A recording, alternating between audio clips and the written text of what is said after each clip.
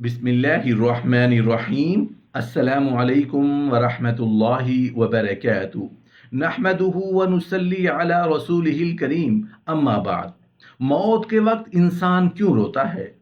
मौत के वक्त आंखों से आंसू क्यों निकलते हैं? मोहतरम नाज़रीन, क्या आप जानते हैं कि मरते वक्त इंसान की आंखों से आंसू क्यों निकलते हैं? मरते वक्त इंसान की आंखें छम छम क्यों बरसती हैं? बेसाख्ता इंसान क्यों रोने लग जाता है? मोहतरम नाजरीन, क्या आप जानते हैं कि मरते वक्त कुछ लोग मुस्कुराते क्यों हैं? हमें एक बात याद रखनी चाहिए कि मौत के वक्त जुबान पे वही कुछ आता है जो जिंदगी में बार बार जुबान पे आता है। इस्तदलाल सिलसिला सहिया की रिवायत में उलमाए करम फरमाते हैं कि हजरत आसिया अलैहिस्सलाम के जिस्म पर फिरौनियों ने मेखें लगाई और उनकी एक ही तमन्ना थी, ऐ अल्लाह, मैंने सदारती महल छोड़ा है। फिरौन की बीवी आसिया अलैहिस्सलाम के इशारा पर 4000 गुलाम हर काम करने के लिए तैयार होते थे।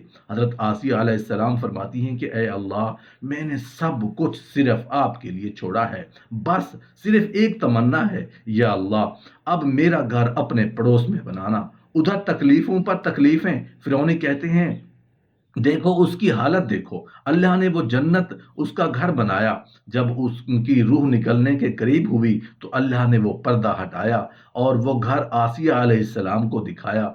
जो ही उन्होंने देखा तो मुस्कुराई और साथ ही अल्लाह के पास चली गई।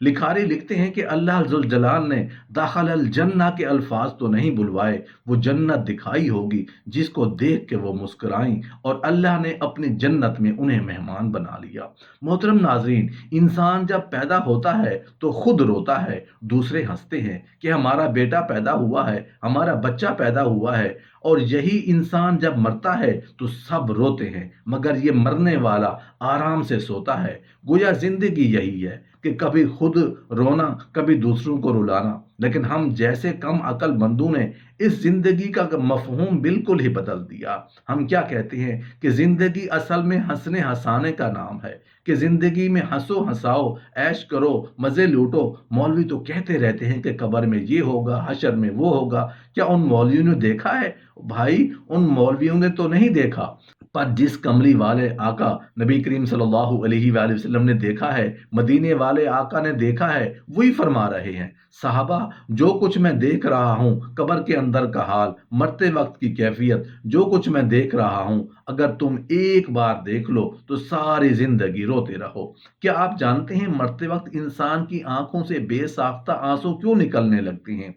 एक रिवायत में आता है, जब इंसान की जिंदगी का सूरज गरूब हो जाता है, ढल जाता है, मरते वक्त जब इंसान की रूह निकलने लगती है तो अल्लाह ताला के हुक्म पर 4 फरिश्ते मरने वाले इंसान के पास आते हैं।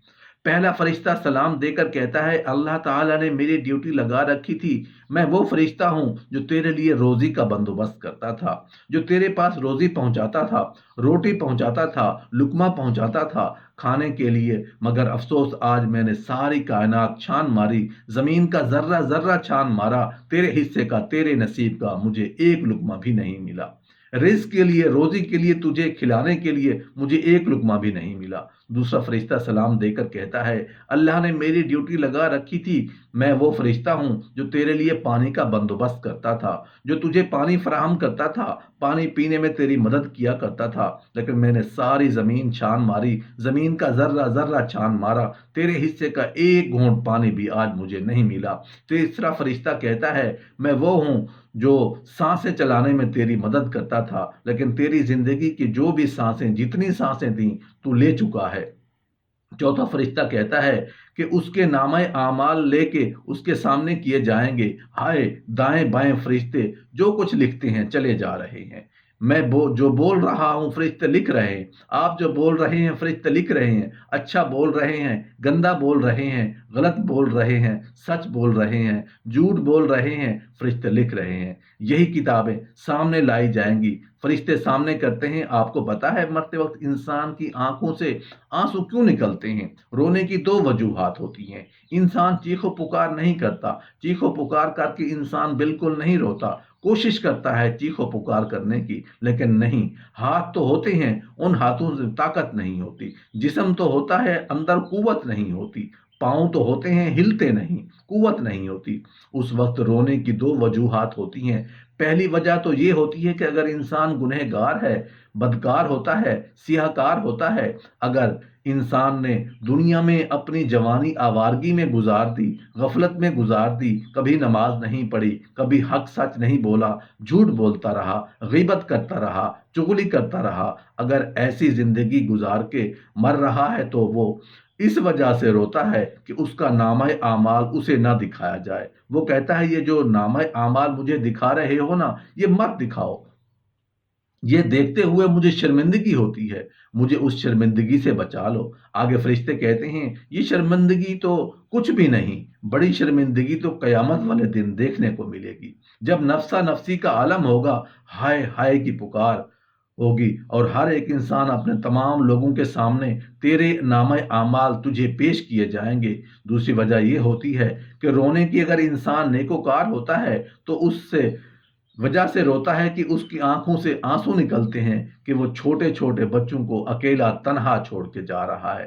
اب کافی آپ لوگوں نے دیکھے ہوں گے کہ سوشل میڈیا کا دور ہے، فوٹوز دیکھے ہوں گے، ویڈیوز دیکھی ہوں گی، آپ نے مرنے والا مسکرا رہا ہوتا ہے۔ یہ وہ شخص ہوتا ہے جس نے اپنی ساری زندگی کریم رب کے نام کر دی، غیبت نہیں کی، چغلی نہیں کی، ان ہاتھوں سے کسی کو ایذا نہیں دی، تکلیف نہیں دی، کسی کا دل نہیں توڑا، کسی کو درد نہیں دیا، کسی کو دکھ نہیں دیا، ساری زندگی ان کانوں سے غلط نہیں سنا، گندا نہیں سنا، زبان سے گندا نہیں بولا، والدین کی خدمت کی، اپنی بیوی کو اس کے حقوق دیے، بیوی کے ساتھ اچھا رویہ کرتا رہا، گھر میں اخلاق بانٹتا رہا، محبتیں بانٹتا رہا۔ یہ وہ انسان ہوتا ہے جو مرتے وقت مسکرا رہا ہوتا ہے، اور نہ ختم ہونے والی ساری زندگی جنت میں یہ شخص مسکراتا ہی رہے گا۔ اللہ اکبر!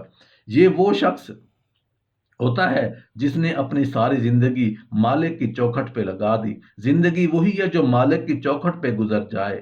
اے مالک کی چوکھٹ سے ہٹ کر گزارنے والی زندگی وہ زندگی نہیں، وہ تو قیامت کے دن شرمندگی ہے۔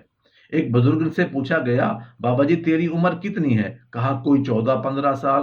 پوچھنے والے نے کہا بابا جی مجھے لگتا ہے آپ کو جوان ہونے کا کچھ زیادہ ہی نشہ چڑھ گیا، 14-15 سال عمر ہے آپ کی۔ کہا بیٹے جب سے توبہ کر کے اللہ سے صلح کی ہے 14-15 سال ہو گئے ہیں، نمازیں شروع کی ہیں، حق سچ بولنا شروع کیا، عبادت شروع کی، اللہ کی محبت سے لذت کی محسوس کی، کو نماز سے، قرآن پڑھنے سے وقت لذت محسوس کی، 14 سال گزر گئے ہیں۔ بیٹے زندگی تو وہی ہے جو مالک کی چوکھٹ پر گزر جائے، مالک کی چوکھٹ سے ہٹ کر گزرنے والی زندگی نہیں، وہ تو قیامت کے دن شرمندگی ہے۔ ہاں ایک اور بات بتاتا چلوں، مرنے سے ایک ہفتہ پہلے مرنے والے کو پتہ چل جاتا ہے کہ میری زندگی کے آخری ایام ہے۔ دکھ اس شخص کو گھیر لیتے ہیں، پریشانیاں ایک دم اچانک گھیر لیتی ہیں، بیماریاں، مصیبتیں، آفات و بلیات ایک دم سب کچھ گھیر لیتے ہیں۔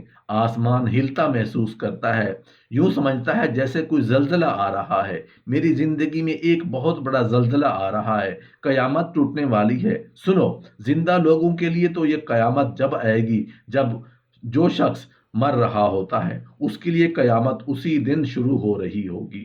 جب تو مرے گا تیرے لیے قیامت اسی دن سے شروع ہو جائے گی۔ جب انسان مر رہا ہوتا ہے، جسم سے روح نکل رہی ہوتی ہے، تو شیطان آتا ہے اس کے والدین کے روپ میں، ماں باپ کے روپ میں، کہتا ہے میرے بیٹے ہم عیسائی ہیں، ہم ہندو ہیں، ہم یہودی ہیں، یہودیوں والا مذہب قبول کر لے، یہ مذہب صحیح ہے، عیسائیوں والا مذہب قبول کر لے، یہ مذہب صحیح ہے، ہمارے آباء و اجداد اسی مذہب میں مرے تھے، یہ مذہب بہت اچھا ہے، جنت میں لے جانے والا مذہب ہے، اللہ سے ملا دینے والا مذہب ہے۔ مر رہا ہے، کامیاب ہو کے مر، جنت کا مسافر ہو کے مر۔ اگر وہ نیکوکار ہوتا ہے تو اس کی نیکیاں، اس کے اچھے اعمال اسے کلمہ پڑھنے کی تلقین کرتے ہیں، وہ شیطان کی باتوں میں نہ آ کر شیطان کو لعنت پھیر کر وہ کلمہ پڑھنے لگ جاتا ہے۔